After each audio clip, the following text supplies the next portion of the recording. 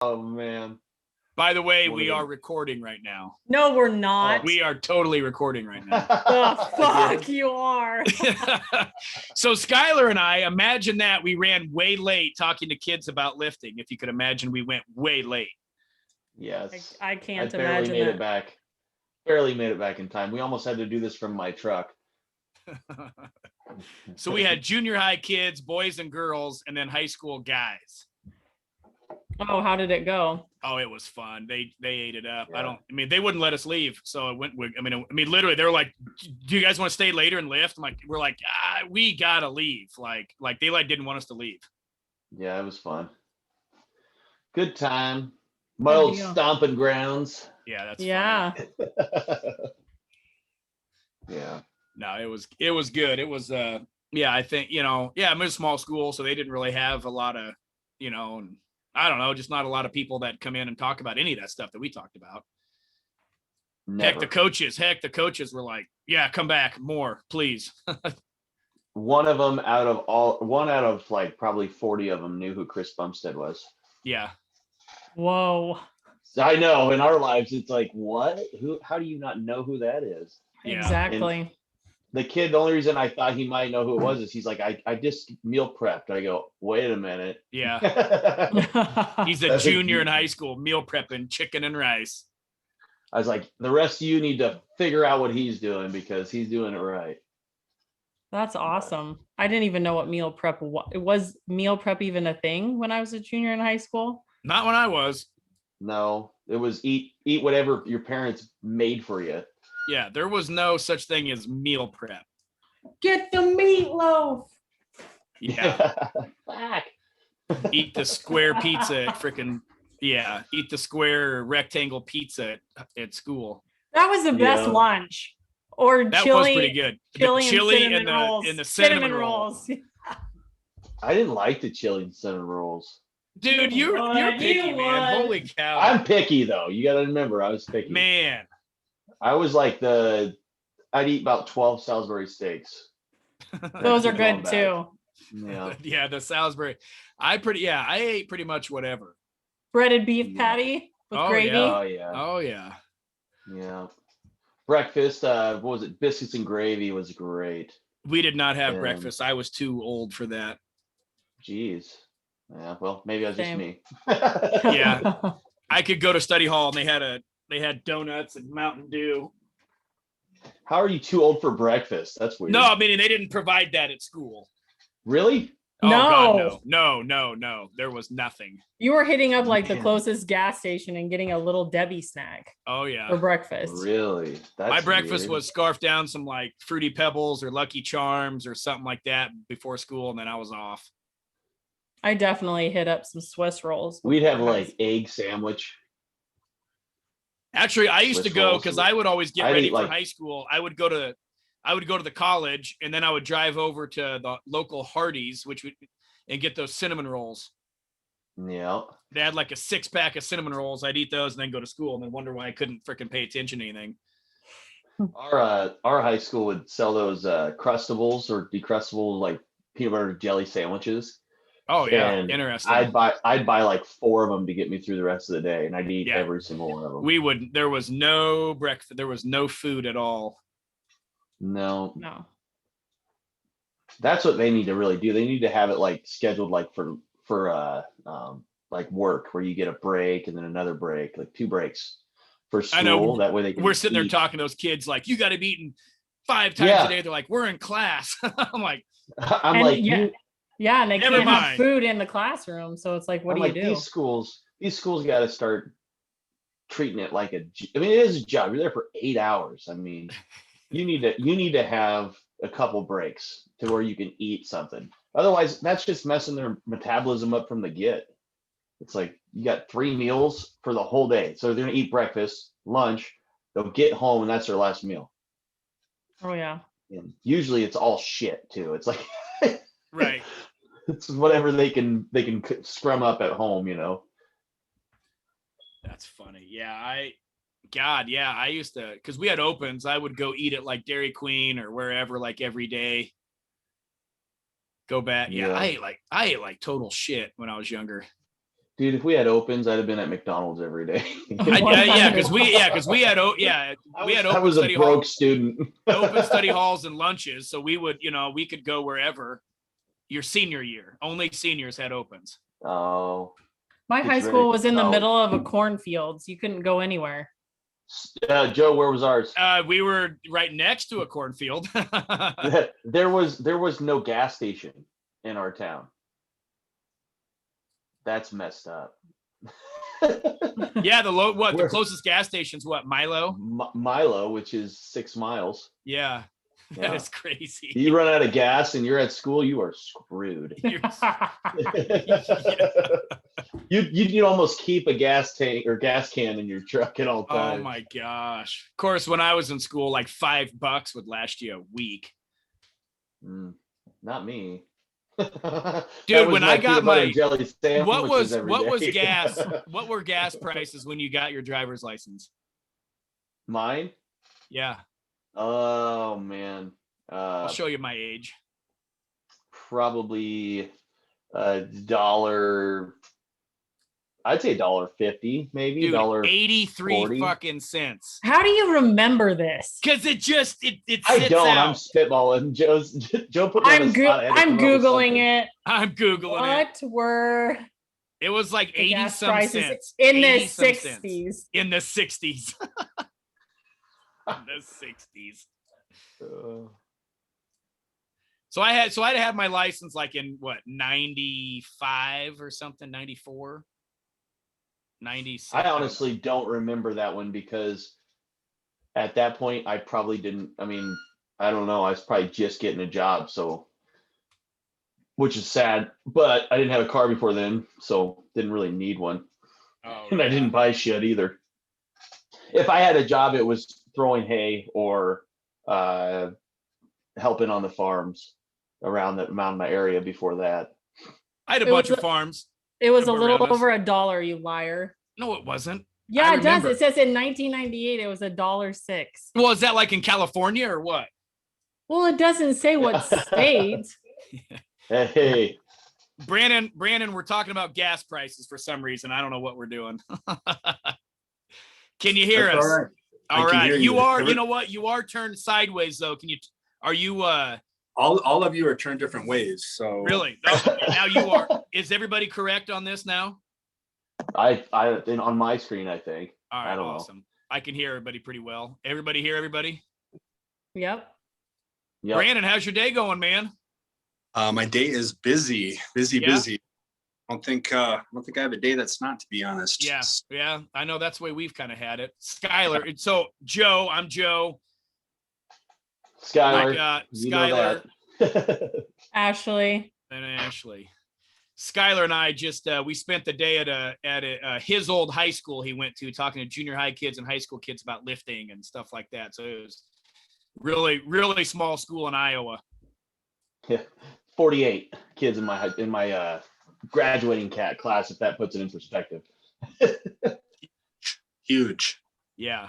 He Huge. he literally just got back. So, well, dude, we're excited. We're just, I mean, we haven't quite hit the official podcast record yet. So I'll kind of edit and kind of go from there. We have a little intro and things like that. And then we just kind of want to dive in, kind of hear some of your background, especially kind of where where you came from, where you're at now. We definitely want to have you plug, just your businesses. Man, my kids love your products, by the way. Actually, you know what? It was my wife. My wife has I think she kind of cornered the market on it in our house so far. So she's, but we'll get into that to start. Well, kind of have people make sure they're following you and things like that. But no, we really want to dive in and just showcase you tonight, man. Perfect. Well, I'm an open book, man. I mean, there's nothing I won't answer, and at least got some perspective on. And yeah, so whatever you want to talk about, I'm cool. Well, I am going to go do our intro and then we will just get started. So we are right at, okay. So I'm just looking at where we're at. Okay, perfect. We are back, ladies and gentlemen. It is time to wake up and defeat your inner enemies with your own sword. Woke Warriors tonight. We have Joe, Skylar, and Ashley tonight. We are joined by Brandan Fokken. Brandan has a huge background, entrepreneur. He's a sponsored athlete. He's been on countless, probably more than any. There's a ton of magazine covers that you've been on. International fitness model, gym owner, entrepreneur, owner of Fokken Nuts, which are amazing, amazing peanut butters. And then actually, I really liked your almond butter. Actually, that was my favorite. That was gold. But we're really going to dive in. Brandan, we really, really appreciate you coming on to the podcast here. One thing we really want to do up front with speakers, I know you have a lot of people that do follow you, but we would like to have our listeners that maybe are not have a chance to follow you now versus at the end. So we can kind of look at, why don't you go through a little bit on how people can kind of find you on social media, whether it be Instagram, Facebook, websites, things like that. So FokkenStrong.com, that would be my training page. It used to be BrandanFokken.com, and then I let it lapse and somebody bought it. Oh no. No. After it expired. Otherwise, it's at Brandan Fokken on Instagram, Twitter, and then Brandan Fokken Fitness on Facebook. I'm not really active on there, which is funny because it's my biggest following, and it's that social media in some regards sucks because you build a platform and then nobody sees it, unfortunately. I'm verified on there and everything, and it's like you're yelling down a hallway. Interesting. So I primarily would use Instagram just under my personal page. And then with Fokken Nuts, it's just at Fokken Nuts across the board. Yeah. Your name, you were destined to sell peanut butter. I think yes. So. My name was a curse growing up. Believe it or not, I got made fun of a lot because nobody could say it right. And funny story, my last name actually is the F word in two different languages, Afrikaans and Dutch. And the F derived, if you look in the dictionary, look up the F word, it's derived from my last name in Middle Dutch in like 1596. I'm German, so obviously it doesn't mean it in German. So yeah, it actually is a curse word, believe it or not. Oh, that's funny. I like it. Yeah. Perfect marketing material. I have to agree. It is definitely perfect marketing material. Ashley, you've had some fun with it, I know. Oh yeah. I think I had a whole day's conversation with saying the F word with your last name. Everything was like, fuck yeah, but it was spelled like your last name. So. Yeah. As a coach, it's Fokken Strong Training. So I actually use Fokken instead of my name Fokken. I say it wrong. We make you Fokken Strong. Yeah. Do your Fokken spots, all that. So we have fun in that regard. And then the peanut butter, it's, we're Fokken Nuts about peanut butter. So I use it in both pronunciations, I guess. Yeah. Now, where did you grow up? I grew up in South Dakota pretty much my entire life. I lived in Louisiana for a few years. My mom bounced around a little bit, but primarily South Dakota. I moved to Texas a year ago. So it's funny that, I started in the fitness world, so to speak, later in life. And then South Dakota was my hub, so I was able to get a lot done and, do a lot of things that weren't even goals, so to speak, because I never saw any of it happening, to be honest. Yeah. Yeah. Now, did you play sports growing up? Yeah, I played all sports. I was a good athlete. My parents really weren't my life. My mom wasn't. My dad, wasn't around much. So I was, self-promoted, so to speak, to put myself out there and play. I was a great baseball player. Sometimes I look back and, wonder, hey, what if I would have, continued to pursue it? I had colleges at the time, stuff like that. But, I took a different path. So yeah, that's actually how I made friends, was athletics, because I moved around a lot. I went from school to school to school, growing up. And that was the way I was able to make friends, was being a good athlete. Absolutely. So when did you start lifting pretty seriously? So seriously would be high school. And that was because I'm a great athlete. As I said, I could dunk a basketball as a freshman in high school. Nice. Kind of funny. I'm 6'1". I hit 6'1" in the 8th grade, and then I never grew again. Call it lifting. 4 or 5, and nope, I hit it all at once, and that was it. But as a freshman in high school, I remember I went down to this new friend of mine's house because I had just come from Louisiana. 6th, 7th, and 8th grade, I was in Louisiana, and then came back to South Dakota.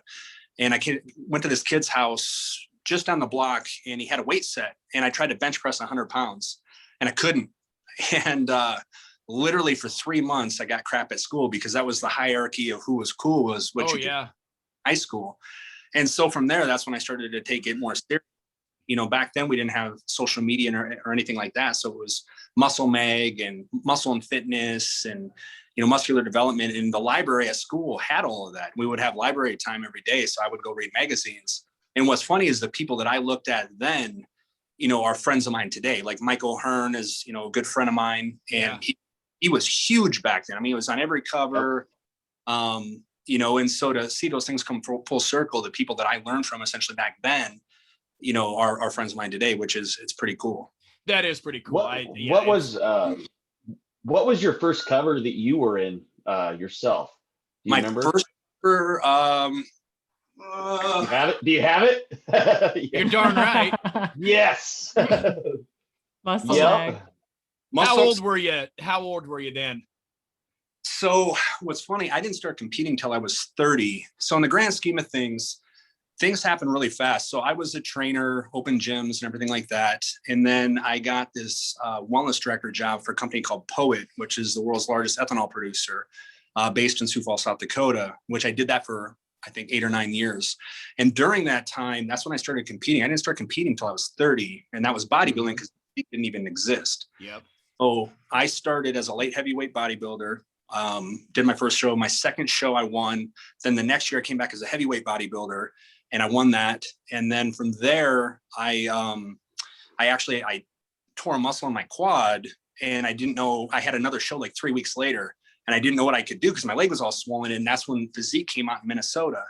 So I did the Physique show and took second to my buddy Trevor, who went pro actually that year right away. And the Physique division obviously changed drastically from there. And then from there, that's when everything really started to happen for me at once because social media was just getting started. And that summer, I won the Muscle and Fitness Male Model Contest, the online portion. I was invited to go to the Olympia to compete in an international contest. And went off and did that while I was there. I went to the bodybuilding.com booth. And then bodybuilding.com was king. Like nothing was better than bodybuilding. You know, they had 35 million unique visitors a month, the biggest boost. I mean, people would wait 4 to 5 hours to go through their line at an expo. Wow. Crazy. And I met Jamie Easton, who was the top female, you know, fitness model at the time. And she actually thought she knew me, which I was like in love with her. So I was like, oh, you don't know me, I promise.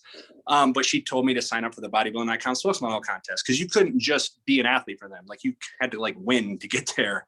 And I signed up and ended up, you know, winning, you know, my way into there. And then they signed me. And from there, that's when what I did is I just took the credibility I had from those 2 first things and started with social media. And I just started plugging away, you know, reaching out to companies, reaching out to people every day.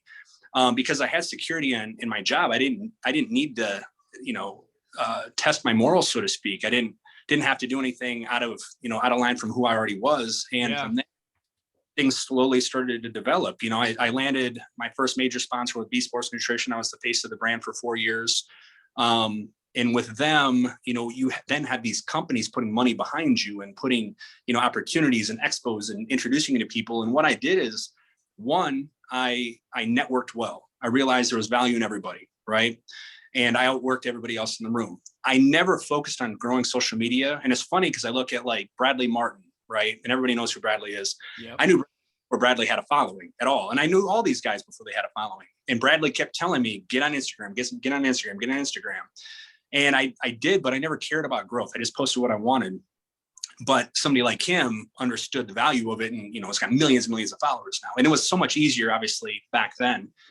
But I focused on relationships and being credible. And I always tried to create more value for people than I ever got back. And so, you know, I came off as this good guy always wanting to help people. And that's what I did. I helped people. I tried to motivate, inspire. People would write me, I'd write back, all that stuff. And before I knew it, more opportunities started to come my way. Actually, I won that muscle and fitness contest 3 years in a row, the bodybuilding.com thing.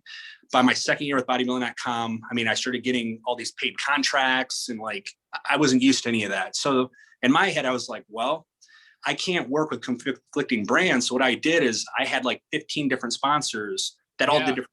I had Smart Shaker. I actually was Nuts and More before Nuts and More blew up. I was with P28 Bread. I was with Fitmark Bags. I was with Muscle Egg. Nobody conflicted, so I could have all these sponsors at once, right?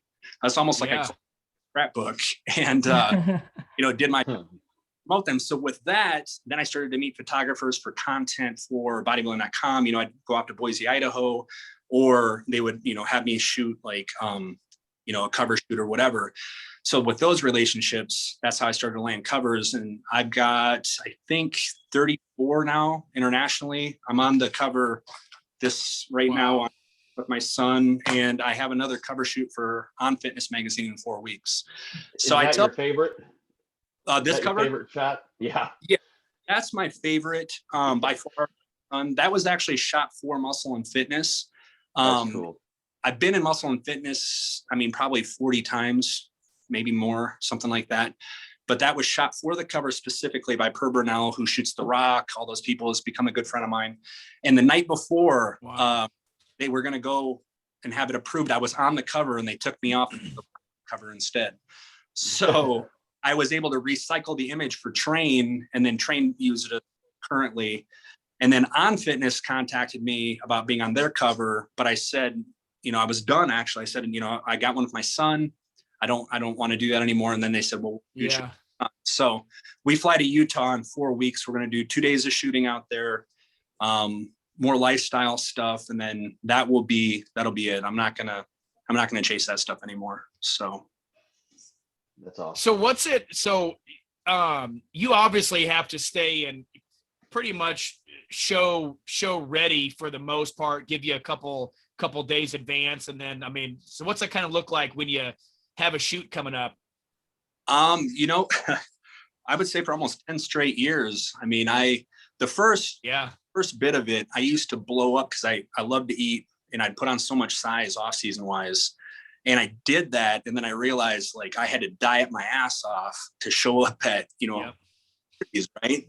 And so from, after my year, the problem is I was insane, man. I would overdo it. I would come in just peeled. And then I would hold that for months during shooting seasons. My shooting seasons were always usually in the spring or from like August through October. And so I would line up, like I'd go to Vegas and I'd have like 8 shoots over 4 days.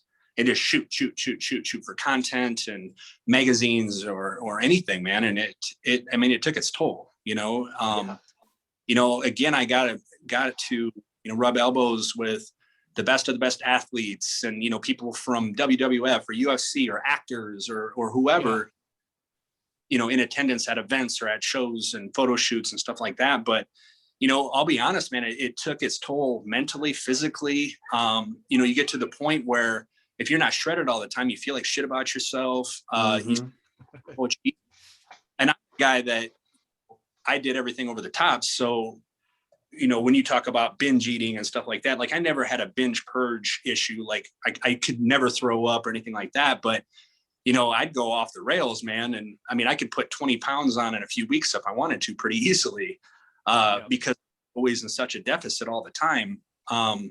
Over time, I realized a big part of that was I was so controlling in macros or counting food and ounces and stuff. So I would say probably 5 years into everything I was doing, I quit counting everything. I quit measuring everything. And it just went strictly to visually portioning food.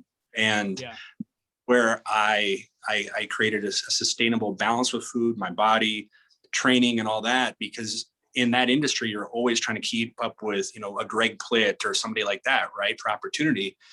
And once I did that, everything got easier. I was more at peace. I was happy. Like I went pro the best I had ever looked to that point without measuring a damn thing. Like I just ate day to day and I worked out hard and I did my cardio and I showed up, and the show I won was the biggest national show ever at that point. But I did it all doing stuff completely opposite of what I did in the first part of those. And it works. So as a coach, I've been coaching now for 10 years too. I take all of my previous experience into play. And obviously when you work with athlete after athlete after athlete that's worked with other coaches and all the practices and things that they've gone through, you learn through them too, what works, what doesn't, the hardships they go through, the 3 hours of cardio, all the craziness that our industry, displays, and you try to be better than that,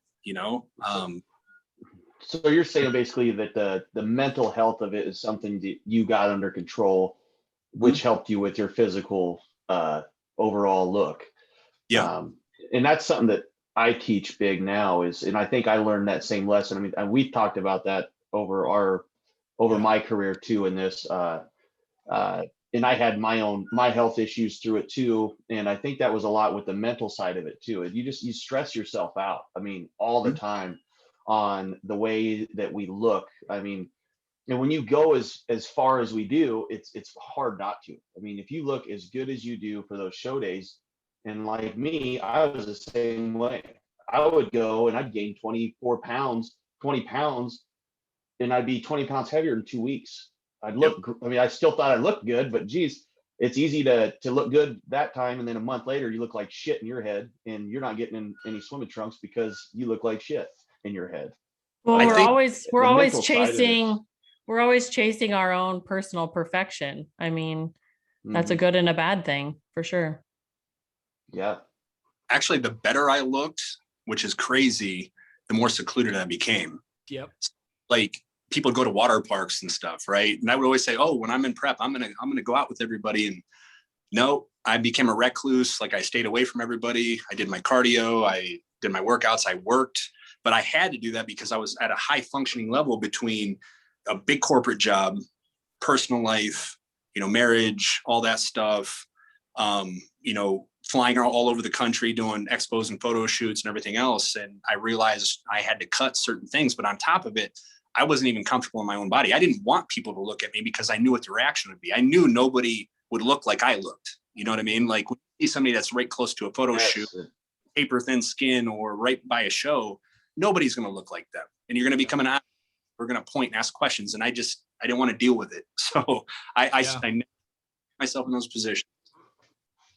Now, when's the last time you stepped on stage?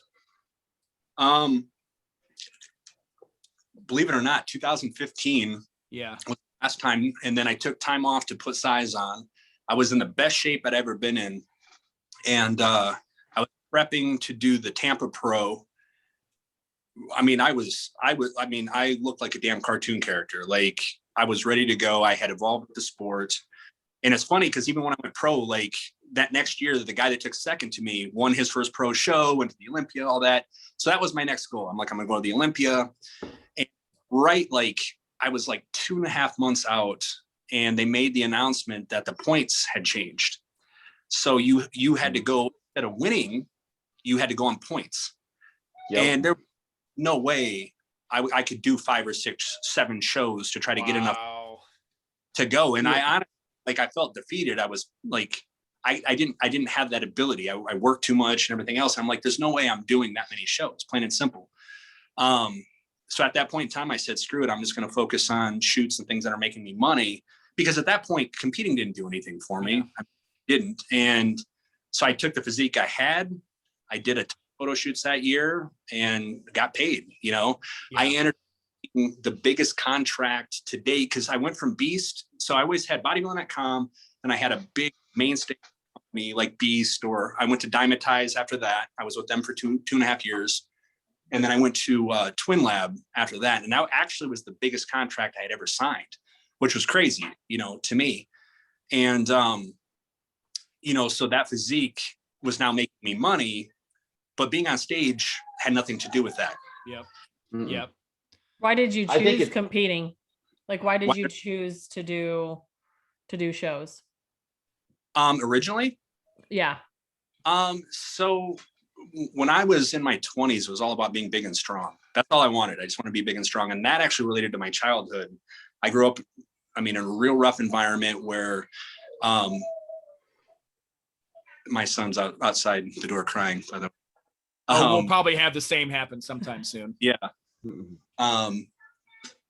So during my 20s, and actually all the way through high school, like I was intrigued by like Hulk Hogan and Superman and stuff like Yeah. that, because I grew up, people were, can you hear him out there? Oh, a little bit. Not too bad. Barely. Sorry, he's like echoing. And as a dad, you hear that, you're just like, oh. Anyway, so based on my childhood, like those people were big and strong, did good things, they couldn't be hurt, right? So I was fascinated with muscles. So all the way through like until I was like 10, every picture I was in, I was flexing. Like you had to hold my arms down to like get me in a picture, because I read that in your bio. Yeah, I Mhm. wanted to be big and strong, plain and simple, right? And nobody was going to tell me that I couldn't. And unfortunately, like I said, I was a good athlete, but I wasn't strong, so all the way through high school and then all the way through my 20s, it was all about being big and strong. I mean, I was 250 to 260 pounds. Nice. I mean, bench pressing, 450 pounds, probably deadlifting, 600 plus something, but I wasn't a power lifter. I just wanted to lift heavy things. And, that was that. And then I transitioned into competing, and that only happened by accident. One of the trainers at the gym I was running was a big time competitor, and he was great. He was a great bodybuilder, had a great physique.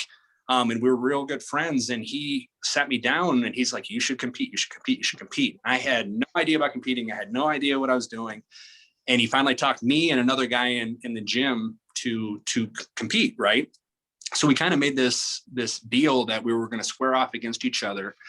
And, we just basically meet in the gym every day, talk crap to each other every day. Yeah.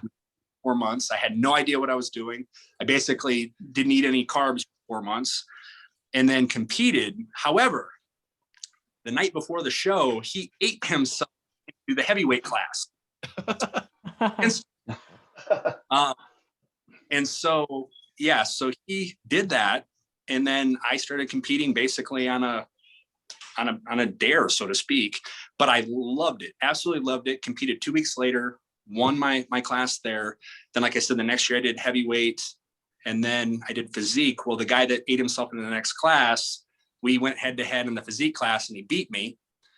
And he ended up going pro right after that. So yeah, that's kind of where it started, basically, kind of on a day. So what was typically your stage weight when you went pro? So this is the thing that surprises people.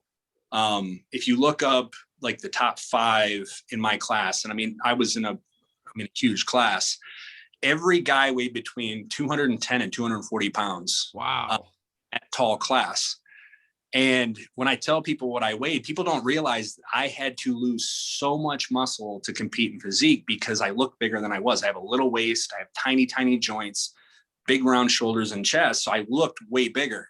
Yeah. I 179 pounds the day I went No. That's No. Yeah. That's basically what crazy. I weigh now. Oh, whatever. And so my question, just because I don't know, I'm a competitor too, and my question to you is: so 179, like in today's today's world, what do you think that weight should be for a guy my height? I'm 6'1". So that's all on what you look like on stage. The thing with me is I looked too big when I was heavier. That's crazy. I normally competed in the probably 185 to 186 range, but I sucked so hard when I went pro that, yeah, I mean, I could show you the picture and I look just as else. That's what bodybuilding is. Yeah. Like I'm not a guy at all. Like, yeah, when I'm bigger, like off season, 225 or whatever, I look bigger, but I always would hear at local shows, like, you look too big. You're too full. And so I was determined, like, I'm going to suck in as much as I can. And, that's what happened. But yeah, I was after breakfast, I was 179 pounds. Wow. And Wow, that's awesome. if you were to see me on show days, like, I got pictures, man. Like, I looked like I was going to die. Like, yeah, I know. It's crazy what your face does, like, you can tell the people that really have done it. Like, I've seen your pictures and I'm like, yeah, he's lived what I felt, because your face is just like this. Oh man, it's that diet face, your underneath your eyes are blue. Yeah. I mean, my dad, the last show I did, my dad goes, I'm done. And I go, what do you mean you're done? He goes, I'm done. He goes, I cannot look at you and see you looking like this again. Yeah. And I said, what do you mean? He goes, your eyes are blue, Skylar. Like, I mean, underneath your eyes, blue, and everything else is pale. And he's Yep. like, I go, that's all right. They're giving us a spray tan, Dad. And he goes, It's okay. It'll be covered up. It'll be covered up. But you know, that's just it. Like, there were probably shows that, you know, I was lean enough, but now that you say that weight, like I could have got leaner even. Like I was 220 at that last national show I did, and I was happy about the weight, but I'm thinking, should I have been happy about the weight? Because maybe I could have brought some more in my back that I was missing, I guess. But you also have to look at it as everybody looks good at a different weight. You know, I mean, if you look at Brandon Hendrickson, and Yeah. you know, guys like that, it's just on proportions. Like I look good at a lower weight, but if you take another guy and put him down there, it's not going to look like he has any muscle, you know, like the shape. So for me, it's a combination, you know, it's shape, it's my joints, it's all of that. So the weight really doesn't matter. I always tell people, like, don't worry about the weight, worry about what you look like, you know. Because you do judging too, correct?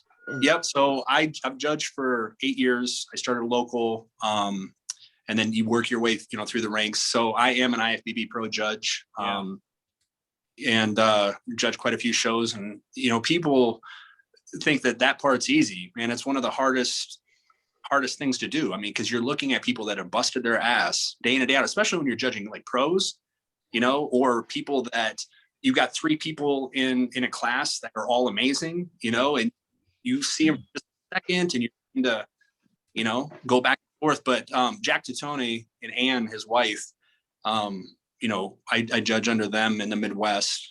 You know, they put on some great shows, but also taught me a lot because I mean, they've judged all over the world, you know, in other countries and everything else. And yeah, we talk to them quite often. Yeah. Yep. So, yeah, so it's tough. It's really tough. But now as a coach, you know, I'm an athlete. I'm a pro athlete. I'm a pro judge. I've coached hundreds of people. Like, so I'm able to give people a completely, you know, rounded perspective on what they should bring. And the unfortunate part, I'm going to be honest, changes from show to show, from region to region, year to year. You know, I could judge one show and, you know, we're supposed to judge it this way, and then it goes another way. And that is frustrating as a judge, but you know, that's just comes with the territory. So what's the hardest category? Sorry, no, Sorry, Ashley, so many you go. questions after that too. Ashley, jump in. Ashley, go. What is your favorite category to judge? Is it physique, or do you favor one over the other? Physique's easy for me. I mean, to be honest, because we're judging on a certain protocol, that one's easy. Bodybuilding is one of those things where, let's say you have a guy with mass and great shape, and then you got a guy that's freaking shredded out of his mind, right? Those decisions are hard. When it comes to females, there's so many different aspects that we're judging on, you know, glutes, hamstrings, leanness, waist, shoulders. I mean, bikini to figure. I, as a coach, like to train females the most, but judge, that's the most difficult to judge out of any of the classes. And I think I respect judging those classes the most because you have to really look for so many different details in those classes as opposed to the others. And it's not taking away anything from bodybuilding to physique or anything like that. I just think because I've had so much experience in them myself, and especially at local shows, you know, you're going to usually have one standout bodybuilder that comes in that's you're just like, oh, Jesus, like this guy come from. And you can have that in any class, but I find that the bikini or the figure classes are going to be a lot closer with a lot more dialed in females overall than what you're going to see in the other classes. I think. So when it comes down to, you know, going back and forth between a few girls, what would you say is something that you really focus in on? Like, what's that kind of deciding factor, which I know it's different show to show, but can you think of something that's probably the most frequent thing that you look at that kind of sets those two females apart? She's wanting some insider info. Well, fuck now. Yeah. Why wouldn't I ask that question? I'm not. Yeah. I would be an idiot. Keep going. Keep going. Keep going. The overall thing that you're looking for when you're looking at a class, right? A lot of promoters will say, who can go on from here? You know what I mean? Who can you see at a national pro. So you're looking at, obviously you're judging fairly. You're looking at, overall aesthetics. Like I'm big on aesthetics, man. Like I look for lines, I look at your posing, I look at your ratios. Like I look at all that, man. It's like I'm doing math in my head, Yeah. Like I'm Rain Man going to the freaking poker table or something. But obviously, if I'm looking at a bikini class, you're looking at glutes, you're looking at overall shoulder to waist ratio, your posing, how well put together you are as far as your suit. Like some people say, well, I don't look at tan or I don't look at it. No, you should look at it all together. Because I've also seen girls with great physiques get up there that can't pose, that can't show what they have.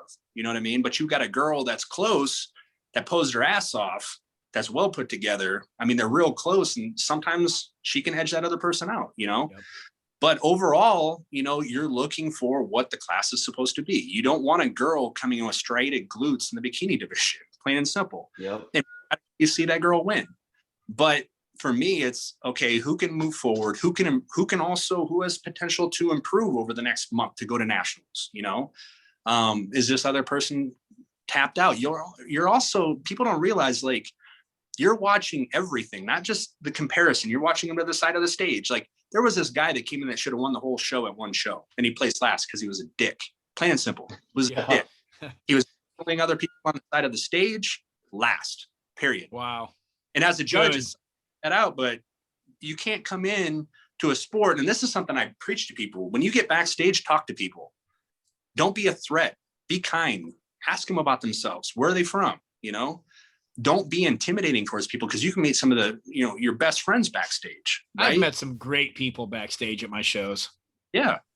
So make friends back there, but don't be a dick, because that will follow you. That will follow you from a local show to a national show. I mean, people remember that stuff. You get a bad name, that will, Have you ever seen people acting like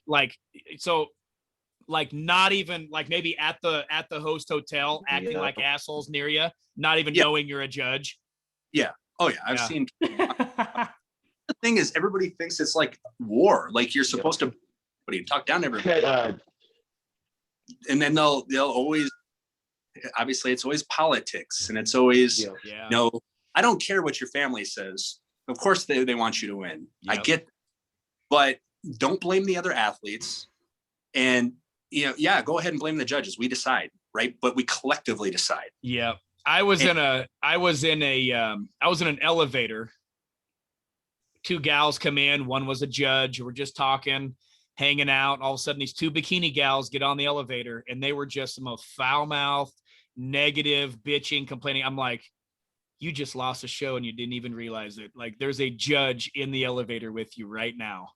Well, people try to say, as a judge, you try to say, well, you don't pick favorites or this, that. We all have preferences, plain and simple. And if somebody leaves a bad taste in your mouth, it's hard to get to the mouth when you're looking at somebody on a stage, I've seen people bounce trophies across the stage because they were pissed.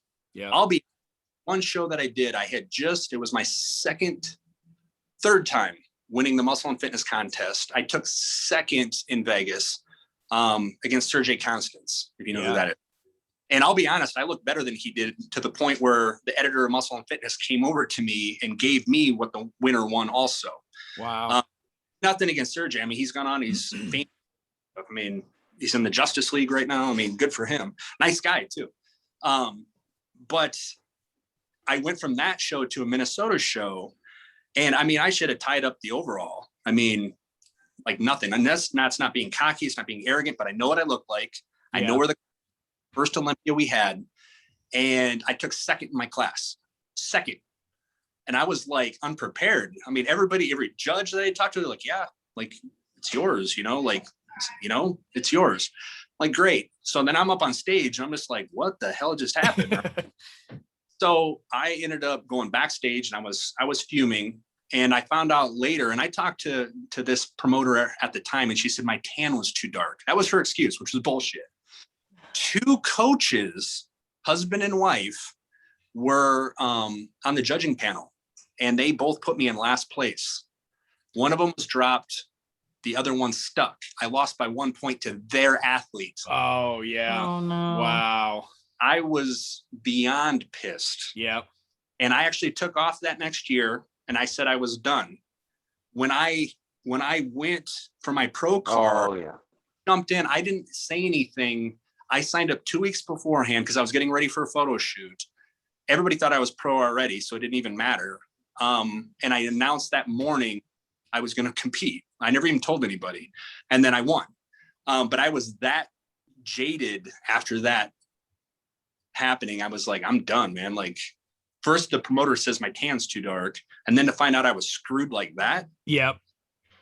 Yeah, I wasn't happy about that. And of course, that's way too hard to prep that long and go that way for someone to just, I mean, that's just, but. Well, I feel like that's just like putting you off. Yeah. Like when I was with Joe at Nationals, my response was, I asked, well, what could I have done? Because I just couldn't believe it. I was like, what could I have done to get my pro card today? And they're like, and then I said, what do I got to do next time? And they go, don't change anything. Come back the same way. Yeah. I said, what? Like, what the hell does that mean? Like, I need some actual advice. That's what I was trying to get that out of them. And they're like, well, just, you looked great. Come back the same way. It just wasn't your day. I said, oh man. Skylar's probably should have gone pro about 3 or 4 times already now. And I'm not just saying that. Obviously I'm a little biased, but I'm not just saying that. You don't have to say that. I've told him myself. There's multiple athletes I've worked with that have gone pro, and there's other athletes that have been 1 off of being pro or 2 off of being pro. Yeah. Multiple. And I mean, if you're a top 10, you're essentially pro. I mean, pretty much what it is. Yeah. But with Skylar, like, he'll tell you, I've told him multiple times, you should be pro, plain and simple. You should be pro. Yep. And unfortunately, sometimes it just doesn't happen the way that it should, which is sad because, you see some people like me, like I went pro and I went and had a sandwich after and went to bed. Like, it was cool. I got to share it with family and friends that were there. And then I moved on from it. Right. And I never did a ton thereafter other than use it in my title. Like, yeah, I'm an IFBB pro, like whatever. But you have other people that want to go out and compete and do all these other things with it that I never really took advantage of. Right. And it's like, that's to me not fair in a lot of regards. Like, I would give my pro card to somebody. I mean, go compete. Because I think really, after pulling out of that last show, I was like, yeah, it was a great accomplishment. I mean, I could say I was the best that day, but what have I done with it other than be an ambassador to the sport? I mean, there's with saying you're a pro or whatever, but I would rather see somebody else with my card out there utilizing it in the way that they want to. Yeah. So, yeah. Well, and I met you down in, I think when Jordan and I faced each other, were you helping Jordan at that time also? I coached Jordan all the way until he went pro, and then he retired after that. So that's what I thought. I didn't know if he was still doing that or not, but no, that's what I was going to say earlier. I met him back there, and we became pretty good friends. And then I should have switched. I should have switched over to you at that time. I told him that's one thing I've been good at is I can see an athlete in the raw form and tell them, like with Jordan, I'm like, you're going to go pro. Plain and simple, you'll go pro. I've had multiple girl clients and guy clients, same thing. I'll look at them like, you're going to go pro. Brandon Hendrickson, good friend of mine. If you ever ask him, I had his first national show, he'd do the best and he was pretty hurt afterwards. And I pulled him aside. Even then, he wasn't what he is today. And I'm like, you're going to be great one day, dude. You're going to be great. Really will. And the same thing, he wasn't getting the respect that he deserved. And I would always, hit him up and I'm like, look, man, like it's coming. Then he won the Arnold. And then, I hate to say I'm like a bandwagon person, but, even when he lost the Olympia, I'm like, it's going to come back. It's going to come back. I'm like, you're too good of a dude. You've been a great ambassador to the sport. You got your physique that keeps evolving. Like it's going to come back. Won again this year. Right. He looked phenomenal. He looked awesome. Untouchable. And yeah. And he's a great ambassador to the sport, plain and simple. He's a good dude and he works hard and he deserved it. And that's not people aren't, but that's a talent that I have. I can look at somebody and I can tell if they have that greatness in them. I mean, work ethic, intelligence, grit, physique, all of that, because it takes a lot to get there. And like I said, he met Jordan. I knew right away. I'm like, you're going to go pro, plain and simple. Yeah. Well, we're giving it hell this year, Skylar. Yes, we are. One last time. I might be giving you a call after this. Hey, I'm always here to help, man. If I can ever give any advice. I'm doing Pittsburgh Masters Nationals in July. I'm 41. Skylar's, we're gonna go back out. Both of us are gonna go out to Pittsburgh, do North Americans, and give them hell this year. Well, I'm working on a protein bar out in that area. So. Oh yeah. Yeah. So that's one of the next steps with Fokken Nuts. So we got 18 flavors. I'll test it for you. Yeah. So yeah, we got two puppy spreads that are going to be releasing for dogs. And then I'll have 2 protein bars probably in the next 3 to 6 months. I mean, I'm not going to put a timeline on it. I've already tried one of them. I'm pretty set on it. But I'm out in that area is where I'll be. But I actually have some clients that'll be doing North Americans. Well, we'll have to hook up when we go out there for sure. Yeah. Yeah. I'll ship the peanut butter in. So that'd be the after. Heck yeah. So that was one of the things. So, I mean, obviously we've just scratched the surface of things you've done in the industry. And for me, it's kind of fascinating because I mean, I didn't step on stage till I was 35 years old. Yep. It was, I was the little cross country runner growing up, kind of saying, I mean, I lifted in my 20s, but not that serious. I've been fascinated by just the social media side of things, how you can really kind of promote yourself and kind of just take form of yourself. And that's kind of what really fascinates me on your story, because one, I mean, you're talking about doing all those photo shoots and magazine covers, and everybody thought you were pro, and I mean, just not even pro yet. No, I mean, you've been doing what most pros don't even do way before you were even pro. Yeah.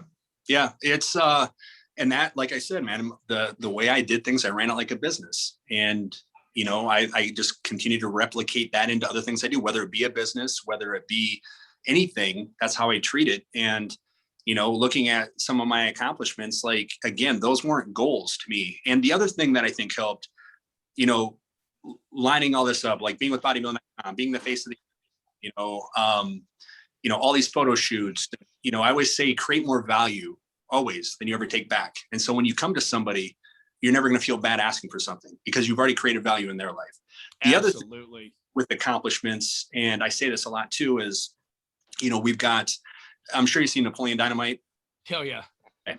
So I call it Uncle Rico syndrome. How many people do you know that they're 35, 40, 45 years old and they're still talking about one event in their life, whether it be high school football, college football, whatever, only if I look like this, only if, or if I would have done that. Right. And, they're like Uncle Rico outside the van throwing footballs. I could throw it over that mountain, blah, blah, blah. Yeah. These people with high school, college, in their 20s or whatever, they have a moment, right? They have a moment and they think that moment was the greatest moment in their life. And they never allow themselves to grow past it or beyond it. They absorb it, and that's their identity then moving forward. So for me, like, I look at anything that I've done, I appreciate it for what it is. I give thanks. I always give thanks first before I accept an accomplishment. And then from there, I move on. It's just part of what I do, right? So one, that's bad because I'm never satisfied, right? But two, that allows me to continue to grow, to do new things. Yeah. And in that scope of things, that's why, one, I never had to sell myself morally short for things. I could do things my way because I had income coming from other places. I didn't have to take underwear pictures and, stuff like that, thinking that I was going to get me somewhere, because it wouldn't. But then just putting myself out there as I wanted, I've been in over 400 magazines. I've been on, over 30 covers. I've trained actors and celebrities, and I've, had 50-foot banners of myself at the Olympia and signed autographs, to the point my hand hurt. I went pro. I became a pro judge. All of these things happened after 30 and, happened without them being a goal. So, right. So if I can encourage anybody, if I can do it from Sioux Falls, South Dakota, in my 30s, I'll be 42 this year, and I'm doing another photo shoot in 4 weeks. There's no excuse for you. There's none. Yeah. The only person that can tell you that you can't is you, and you don't have to listen. If you want something, keep grinding, set those goals, and keep going after it. And the other aspect of that is, if you're going after something and you've got your path, right? And at the end of the path, that's your goal. And obviously there's a lot of ways to get there. But when you get to the end and that goal doesn't look the same, people automatically discount it. I failed. No, you won. You made it down this path, and success is success is success. You succeeded. You learned. You grew. You're here now. You're not down here.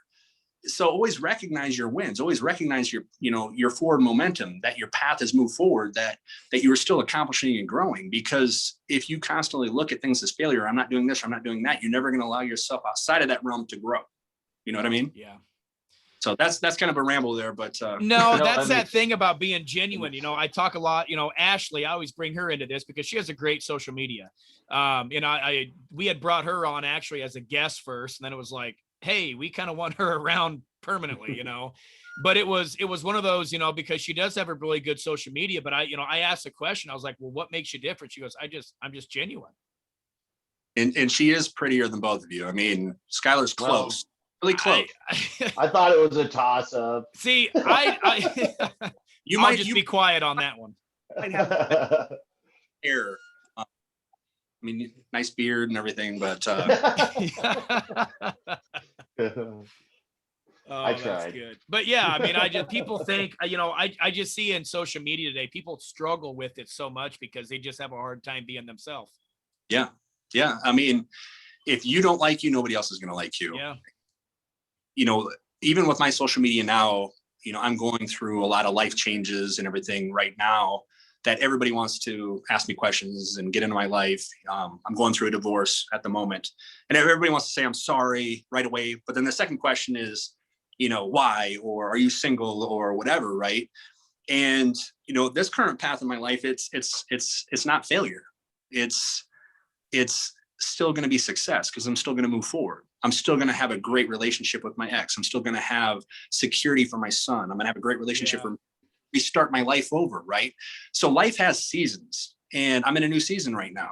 And it's funny to talk about this because everybody's like, oh, but you have to be sad and everything else. I'm like, but I'm not, because this is an opportunity for growth for her and for me. And we're going to continue to be friends because we choose that. I refuse to have anything less than that. And when you can take and be comfortable in yourself in situations that are hard, whether it be marriage, whether it be competing, whether it be business, and continue to stay focused and motivated. And granted, yeah, you can still get down and everything else, but you continue to take those forward steps. Eventually you get past what you're going through. Yeah. You know what I mean? And that's where I'm at right now. I'm still going to succeed. I'm still going to grow. I'm still going to do good things and be, good example to my son, and continue to find success, wherever I can. And that's that, because I choose that. And now, how old's your son? 4. Yeah. I have a 5-year-old son. Yeah. And he's a tyrant. So they all are. But the best thing that's ever happened to me. So I'm building a new house. I closed Wednesday, and 3/4 of the house is for him. I mean, he's got a custom Star Wars room that he requested. Heck yeah. I'm doing a superhero playroom for him, and then we're going to cut out this underneath the stairs. And I'm going to do like a little Harry Potter, like under the stairs for him. Yeah. That's awesome. So yeah, and that comes from my childhood. When I was bumped around a lot, my mom got married over and over and over, and I became, collateral damage, so to speak, in those situations. And he's never going to experience that. He's always going to know he's loved by both parents. He's always going to, have safe places to be. And, that's what I work for, to provide that. Yeah, that's awesome. That is really good. I think that just goes off of what we talked about. Like, you're not letting the victim mentality overtake your life. You're using those struggles and those hard times as, a learning curve, and using your resilience, which a lot of people need to do. Yep, exactly. So how did Fokken Nuts come about? So over the years, so long story short, because peanut butter just makes it just. Yeah. So if you look at my website, growing up without food in the house, stuff like that. Yeah. Always had peanut butter. And so for me, it's nostalgic. It reminds me of that. Well, when I became an athlete, one of my first sponsors was Nuts and More. And that was right before they went on Shark Tank. And great company, great people, still talking to today. And from there, I left them. I went to P28 after them. And then after that, I was like, well, why stay with one peanut butter company when I can have all the peanut butter, right? So before I know it, peanut butter companies sending me peanut butter all the time. I would have like 80 jars of peanut butter at my house. That's like my dream come true. How do I sign up for that? How do I say? Well, reach out. So I did that, and people kept saying, well, why don't you start your own brand? Because I eat peanut butter every day, like every day. And I kept saying, oh, I will. Well, 2019 leading into 2018 leading into 2019, my New Year's resolution was to start a peanut butter brand. I had no idea what I was doing. Zero, like none. And so I did my research. I started putting things together. I got a logo and labels and got my manufacturer, all that stuff. And before I knew it, I had a brand and I launched it. And I didn't know what to expect. My goal was to sell what, I had made. And literally like within 2 days, like everything sold. And I was like, okay, well then all the fun stuff like customer service and lost boxes, all this stuff. I'm like, what the hell is all this? Like, I don't know what I'm supposed to do here. And it was just me, and I had an IT guy like running this brand. So I learned quick. And then I was like, okay, I've got 5 flavors. How about some more? So then I started adding flavors, and I would have drops, kind of like Nike, you'd have your drop, right? And my intention was to do a drop and make it limited and then not keep it. But then people were like, you need to keep this, you need to keep this. And before I know it, I've got 17 freaking flavors. But it grew exponentially quickly with just me at the helm in the first year. And then from there, it just kept getting attention. Like websites were picking it up, and, celebrities were posting it and stuff like that. It's again, kind of like the fitness stuff. I never expected any of that. Again, running it by myself. Like I don't have like a team of affiliates and athletes and stuff, because it's just been me. I don't have time for that because I run other businesses and work other jobs. But then this last year, it grew to the point where I couldn't just be me. So I hired a director of operations who he's got a wealth of success in another industry that has brought him over to me. And now in the last 4 months, we're poised to go in grocery stores all over the country. We just got picked up by Home Shopping Network, Amazon, QVC. We are an Olympic sponsor. We're launching our pet spreads, our protein bar, and it's like snowballing now, which is kind of scary because snowballing costs money, right? So you have to pay for and all this stuff, which is freaky because it's like you just put money out there, and then you just you have to have faith that it's going to work. And so far it has, but it can definitely be scary. I mean, I'm not going to lie. So that's kind of where we're at. And you recently had posted that you're going to be changing the name, correct? I'm going to change. So I'm going to white label a label for myself. So some companies, because I don't have experience in a lot of big boxes, Albertsons in one of their segments didn't quite get the name. They thought it's Fokken Nuts. So they're like, how will people take this? And I had wondered about that up front. I've got brokers now that work for me.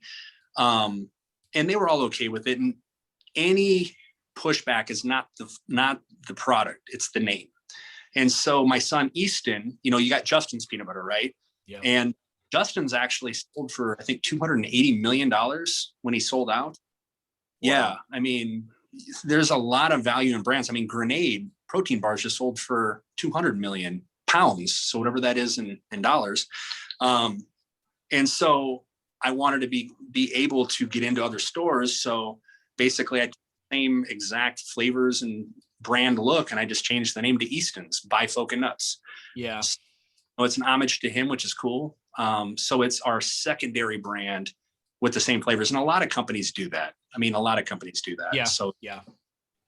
So we'll do like our top 8 flavors in his name, and then we'll launch that nationwide as we're able. Yeah, that monster cookie is amazing.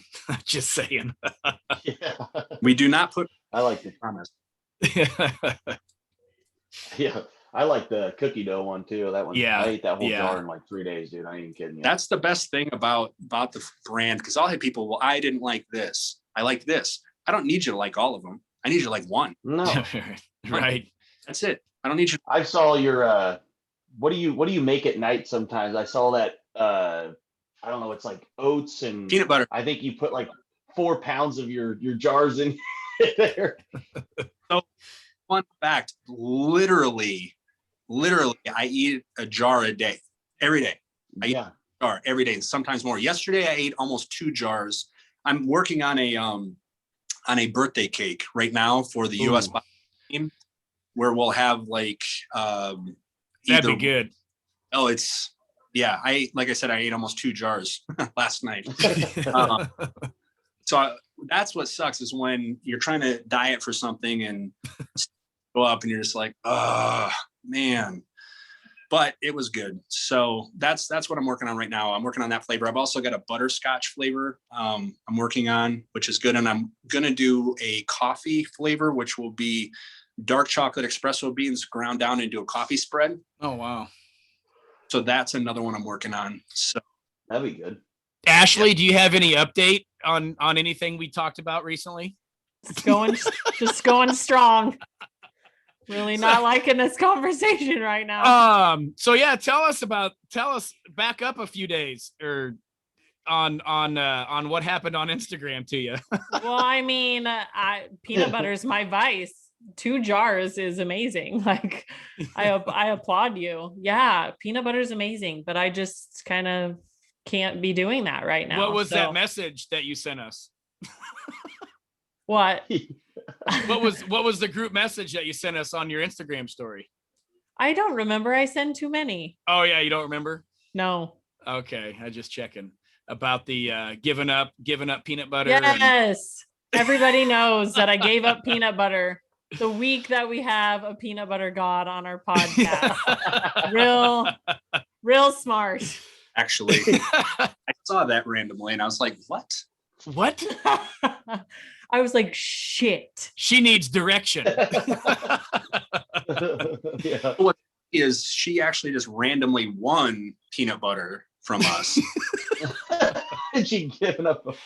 And then I saw that and I'm like, wait a minute. I'm like, is this due to my product? Yeah. And then, I mean, but am I still getting my peanut butter then? Or?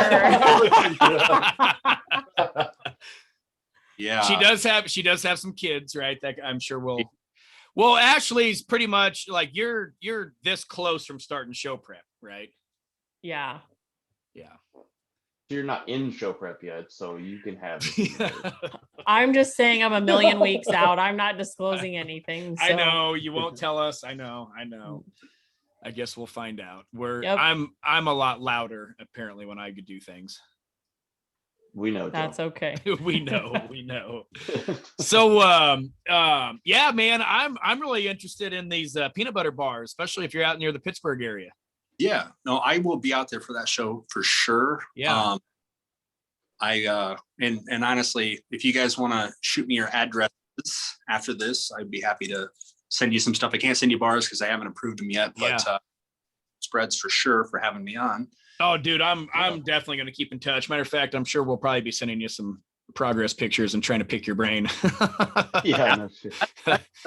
Actually, when people, will ask my opinion, what do I think? And yeah.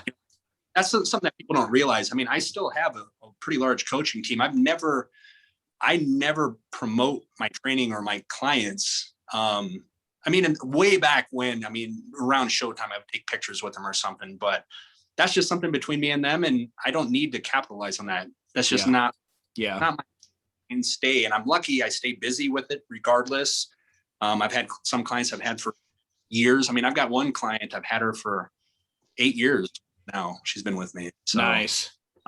But you create great relationships with people and, you get referrals and I'm lucky in that, I think I've always treated people right with respect and honest with them. And I've got some great athletes actually here in Lubbock that are going to be doing their first shows and I'm pretty excited for it. So yeah, those first shows are really exciting. Yeah, because it's big and it's wonderful. And there's, all the drama and all that stuff that's affiliated with it. Yeah. You know what I mean? It's in its basic form. It's awesome. So, we've got like 11 athletes doing one of Jack and Ann Tatone show here in 4.5 weeks, and like 3/4 of them are first time competitors. One of these kids look just amazing. I mean, actually more than one of them. There's 3 of them that we're bringing. Of the guys that I'm bringing that just look in their own ways too. That, you know, everybody's got a different look, and that's what I have to stress all the time with these guys is. But man, this one kid, his first posing routine I saw was just, I was like, what the hell? What have you been doing? Who have you been watching? He's like, he's been practicing. He goes, this is pretty much Raymond Steele. I go, all right, well, that's a good one to watch, but it was absolutely perfect. And I go, well, do that. Do that. You know, like, yeah, it's crazy. I had those athletes before where, I mean, when you work with some athletes, and I had a conversation with somebody about this recently, you know, whether they're like an actual, like, let's say they're a UFC fighter, right? And you're doing their nutrition or cardio or helping with something, or it's a pro, you know, physique guy or a pro bikini girl, right? Like, that's greatness already, right? Yeah. And so it's like, you want to work with me? I'm like, man, I better not F this up because you're great without me. You know what I mean? Like, plain and simple. And you'll see that, you know, there are coaches out there that try to ride that train, so to speak, where, you know, they'll get a couple athletes that are good without them. They try to take all the credit, which, you know, more power to them. That's great. But, and there are some, trust me, there's some amazing coaches out there, but there are also some people that can come in the gym twice a week and go pro, you know, like there's some freaky, plain and simple. But yeah, it's an interesting sport. And I think that shows your true colors as a coach if you're giving credit to the client compared to taking the credit from the client. And I see it all the time. Oh, you wouldn't be here if it wasn't for me. Actually, he was there before, and all he needed was a little nudge to get him up there or her up there. You know, Joe and I had to talk about that earlier. Somebody. Yep, we should. Yeah, they come up all the time. You know. Yeah, I get it. Yeah, I'm happy to walk the path with people. I know I add value to that. A lot of it's mental. You know, it's not always the physical. I've got my own training methods and nutrition and all that, but a lot of it's mental, you know, with this stuff. And some people just need to be heard and calmed and, you know, have somebody to check their work and walk through it with them. And, you know, they make it either way. So.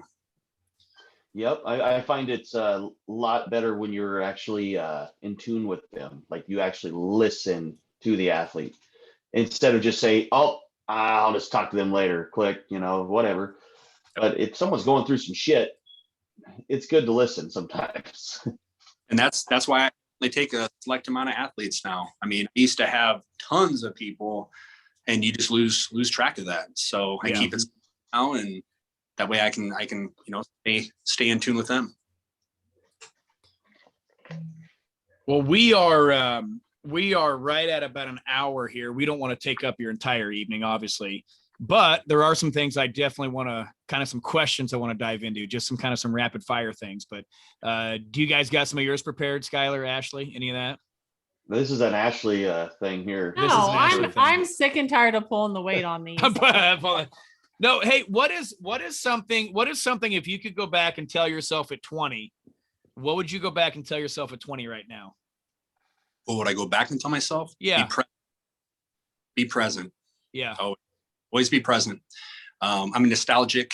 I would never go back to change anything because I believe we're all the good and the bad. But be present. Just live within the moment. Enjoy it. Yeah. Wouldn't change it. What's one thing that you want people to know about you that they may not know about you just from, you know, Googling your name or following you on Instagram? Or your social media? Don't take me at a picture. Don't take me at social media. You know, I'm an entirely whole person, more than what you see. You know, I'm a geek. I'm an introverted extrovert. I like my you know, alone time. I love history. I love documentaries. Like, I'm not just all fitness at all. You know, and I think sometimes people don't think they're approachable based see online or how you come off. And, you know, I'm not entirely what you see. You know, there's a lot more to me than that. So don't make assumptions about me. Don't make assumptions about other people either. Yeah. I like that. Well, you responded to a couple Midwest geeks that were running a podcast out of nowhere. So you're definitely a man of that word. That's for sure. Well, if people give you their time, I mean, you gave me your time, right? It's only right that I give you my respect thing. So my time is valuable than yours or anybody else's, period. Yep. Mm-hmm. We appreciate. So what's something you've learned the hard way? Learned the hard way.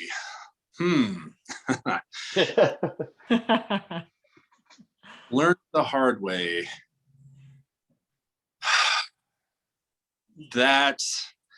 It's, I mean, when you grow up with a lot of hardship and everything else, yeah, you know, you're very in tune with yourself and other people. You know, you're not overly trusting, so to speak. But I think, you know, you always hope that everybody's good, and unfortunately not. And I got to a point in life where I'm very good at reading people, always have been, but I'm very good at deciding what I can and cannot give to somebody and what I'm okay with losing. Right. Meaning I can move forward regardless of the energy or time or whatever I give somebody or a situation and be okay with it. You know, so it's something where you hope that, again, you try to look for the good in everybody, but at the same time, you have to be smart and realize that they're not. So you learn that the hard way. You invest time, you invest energy, you invest, you know, whatever it may be, and the payback is nothing, but a learning experience. Yeah, which has value in itself. Yep. Who's somebody that you've looked up to, and who's somebody that you've looked up to through your journey of all this, and has been kind of a mentor for you? Mentor. So my uncle is like my older brother. He's a sociology professor. So I grew up, he's kind of like an older brother because of our age. Smartest guy I know, best guy I know. Always is able to go to him for anything. So, you know, him from a mental aspect. When it comes to the sport, you know, I've been lucky to be around greatness, so to speak. And I've always recognized that and respected it. You know, when it comes to business, it's the same thing. I mean, I've worked for billionaires. I've had people essentially, you know, give me TED Talks in their private plane. You know what I mean? And I've been lucky with that. So I've got a friend of mine, Kevin, from back home, super successful, would be a mentor. My business partner, Rory, one of the best, you know, just a good dude, would consider him like a brother. In the fitness industry, the people that I admire the most accomplished, Jake Cutler is one of the best people in the industry by far. Yeah. Just a good human being. Phil Heath, for all the flack he gets, just a good dude. And I've got multiple experiences over the years from when I was absolutely nobody to where I'm at today, and how he's always treated me as a person. Todd Abrams, who owns Icon Meals. Just a phenomenal human being, somebody that's always there anytime I need him. And I can give a lot of examples of the good people in our industry, you know, that I've been able to interact with and talk with, and who have stood behind me, who have helped me, who have mentored me. And, you know, I'm appreciative of that. And that's another reason why I try to help, you know, the people that I help, is because I believe in that example. Mm-hmm. Thank you. Ashley, I know you're thinking something. I was thinking of a creative, funny question. Yeah, she'll have some off the wall ones sometimes. Hey, that's just how my brain works. I like it. I like it. I like it. Well, while you're thinking of it, we do try and work with a lot of young men. Obviously young women as well too, but Skylar and I try and work with a lot of young men. You know, some of them are kind of at that, they're just chomping at the bit to get started at something and doing something. And I think they're trying to use social media. They're wanting to grow. They're just dying to just be somebody.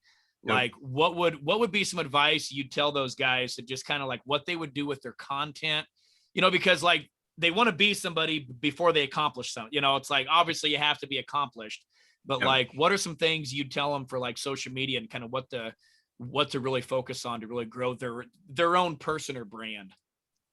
First of all, don't discount who you are as a person off of social media. Realize that every day you impact people just by being you, whether you're in the work or whatever, your family. So you have to appreciate those type of relationships first before you try to expand and, beyond that. Consistency, have a consistent message, be yourself. There's going to be people out there that do pranks and all that stuff, and they get a huge following, give you an example of 100 different people that have millions of followers that make tons of money by going around doing funny things or drinking beer or doing drugs or whatever they may do, video games. Yeah. So decide what your message is, and hone it in and continue to put it out there over and over and over. Media, changes day to day. They can put a block on you. They can change this. They can change algorithms. But if you have a consistent message, I always say that the people that need to hear it, hear it. I used to think that I needed to put a message out to the masses and it needed to connect. My message needed to go out to the person that needed to hear it.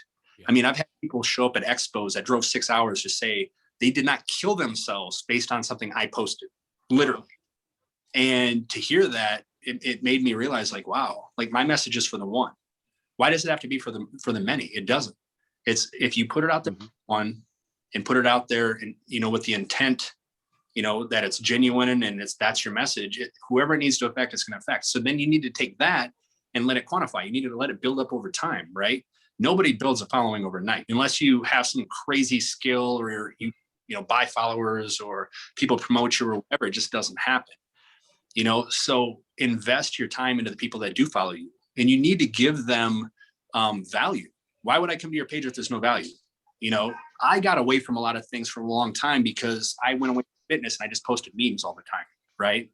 And that's all people came to my page for, is to see memes, even though I had this whole other history of what I've done.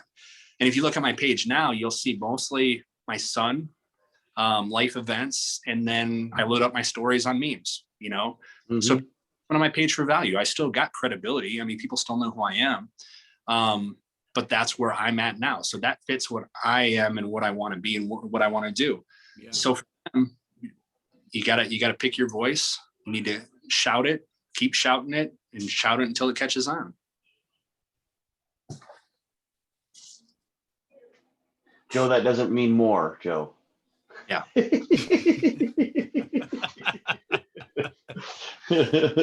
Don't tell Joe to overshout it. He's already going. Yeah, I can be pretty loud. He's going live right after this. I'm going live right after this. I'm not gonna lie, I thought that one you did earlier was from right after I just left you today. Which one? The one you posted this morning or even yesterday. I can't remember. You do lives like all the time. Yeah, I go, yeah. Sometimes I just got a lot to say sometimes. Ashley, it's all on you now. I didn't think of any funny creative ones. I got one. Go for it. We had this on one. I wanna go on something kind of at least funny. Skylar missed this one. He was sick or something, but so let's go back to sports here, right? Yeah. So there has to be a drinking amount, right? So you have to be to a certain intoxicated range and then go play a specific sport.